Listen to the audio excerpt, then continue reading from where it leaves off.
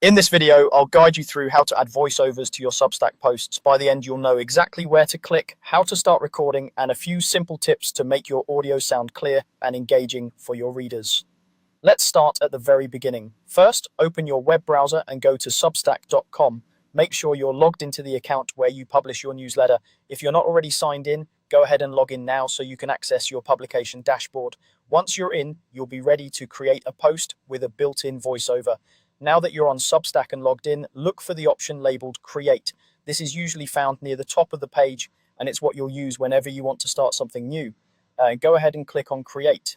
This opens up the different types of content you can make, like regular posts, podcasts, and more. Today, I'll show you how to choose the right format for adding your voiceover. From the options that appear after you click Create, select Video.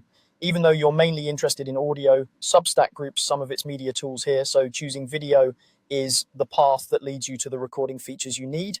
Click on Video, and Substack will take you to a screen where you can attach or create media for your post. Once you're in the video area, I'm going to walk you through how to start your recording.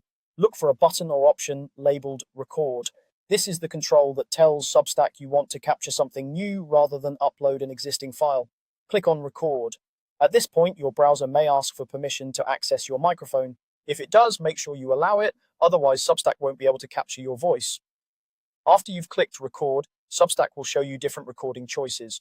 I'll show you the easiest way to get a simple voiceover. You want to choose the option that says Record Audio.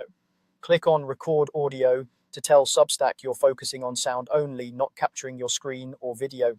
When you click Record Audio, you may see this option repeated or confirmed again, depending on your browser or Substack's interface. If you're prompted a second time to record audio, just click it again.